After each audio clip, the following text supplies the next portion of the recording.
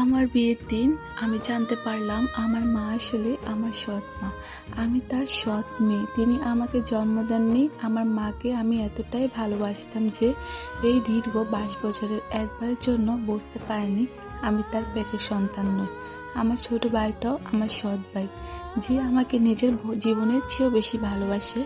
বিয়ে ঠিক হওয়ার পর থেকে মা আমাকে যখন তখন হুটহাট জড়িয়ে ধরে কান্না করতো, চোখে কপালে চুমু দিত। মায়ের কান্না দেখে আমিও কান্না করতাম। কিভাবে থাকবো এই আম্মুকে ছাড়া? এইভাবে বুকটা ফেটে যেত। কান্না যেন আর থামতেই চাইতো না। অথচ নিয়তির কি নির্মম পরিহাস! বিয়ের দিন সকালে আম্মুকে খুঁজতে খুঁজতে যখন তার রুমের দিকে যাচ্ছিলাম, ঠিক তখনই দরজার বাইরে এসে আমার পা দুটো যেন মাটিতে জমে গেল। ভেতরে খালা আর আম্মু কথা বলছিল। খালা একটু ঝাঁঝালো গলায় আম্মুকে বলছিলেন, সৎ মেয়ের জন্য এত কান্না করতে হবে তোর? মিথিলা তো তোর পেটের মেয়ে না, যার জন্য তুই খাওয়া দাওয়া পর্যন্ত ছেড়ে দিয়েছিস। কথাটি শোনার পর মুহূর্তের মধ্যে আমার চারপাশটা যেন চেনা পৃথিবীটা দুলতে শুরু করলো। মাথা উপর আকাশ ভেঙে পড়লো। এক তীব্র যন্ত্রণায় চিৎকার দিয়ে আমি নিজের রুমের দিকে দৌড়ে গেলাম এবং ভিতরের দিক থেকে দরজা নক করে দিলাম। আমার সেই আত্মচিৎকার শুনে আম্মু পাগল প্রায় হয়ে পেছনে পেছনে ছুটে এসেছিল। দরজার ওপাশ থেকে আম্মুর করে কেঁদে ওঠার শব্দ পাচ্ছিলাম। আম্মু দরজা কারাগার করতে করতে বলছিল, মিথি দরজা খোল আম্মু আমার। দরজা খোল লক্ষ্মীটি। মায়ের গলা সে আকুলতা আর ভয়ের চিৎকার শুনে বাবাও ছুটে এলেন। আম্মু আমাকে বাবাকে ধরে কাঁদছেন আর বলছেন, তাড়াতাড়ি দরজা ভাঙো, আমার মিথির কিছু হয়ে গেলে আমি বাঁচব না। বাবা আর বাড়ির কয়েকজন লোক মিলে ধাক্কা দিয়ে এক পর্যায়ে দরজাটা ভেঙে ফেললেন।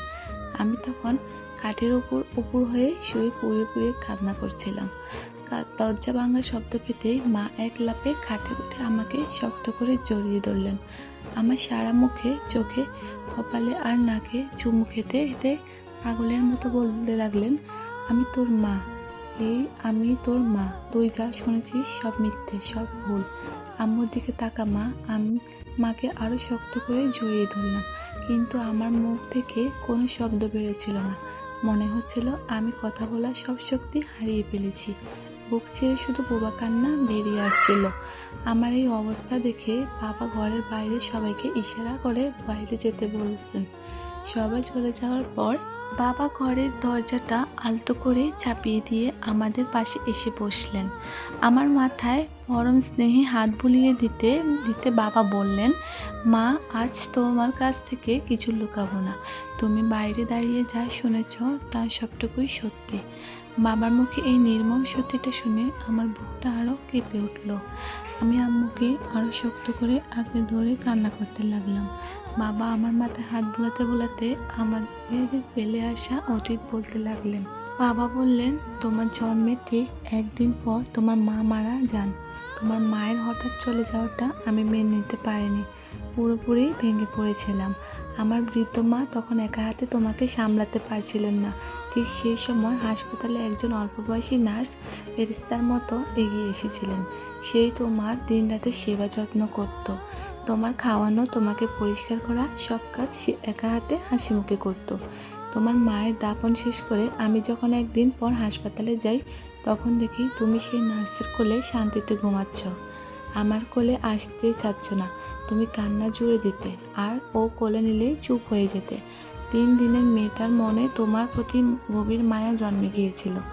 বাবা একটু থামলেন, একটা দীর্ঘশ্বাস ফেলে আবার বলতে শুরু করলেন। আমি তখন নিরুপায় হয়ে সেই নার্সকে বলেছিলাম, আপনাকে আমি দ্বিগুণ বেতন দেব, যত টাকা লাগে আমি দেব, দয়া করে আপনি আমার মেয়েটাকে বাঁচান। ও তো আপনাকে ছাড়া আর কাউকে চাচ্ছে না। তখন সেই মেয়েটি চোখের পানি মুছে বলছিল, আমার কোনো টাকা লাগবে না ভাইয়া। এই 3 দিনে আমারও এই পরীর মতো মেয়েটার প্রতি বড্ড মায়া জন্ম গেছে। তবে এই পরীর নামটা আমি নিজের নামের সাথে মিলিয়ে রাখতে চাই। মেয়েটি তোমার নাম রেখেছিল মিথিলা, আদর করে ডাকতো মিথি, আর তার নিজের নাম ছিল মারিয়া। বাবার কণ্ঠস্বর আবেগ বুঝে আসছিল। তিনি আম্মুর দিকে তাকিয়ে বললেন, 3 মাস পর হওয়ার পর তুমি মারিয়াকে ছাড়া আর কাউকে বুঝতে না। মারিয়াও হাসপাতাল আর আমাদের বাড়ি, এই 2 দিক সামলাতে হিমশিম খাচ্ছিল। শেষে আমার মায়ের অনেক অনুরোধে, শুধু তোমার মুখের দিকে তাকিয়ে মারিয়া নিজের ক্যারিয়ার আর ভবিষ্যতের কথা না চিন্তা করে আমাকে বিয়ে করতে রাজি হয়েছেন, আর আমি তাকে বিয়ে করছি। আর এই গল্পটির দ্বিতীয় পার্ট খুব শীঘ্রই দেওয়া হবে। গল্পটি শুনতে সবাই পেজটি ফলো দিয়ে রাখবেন।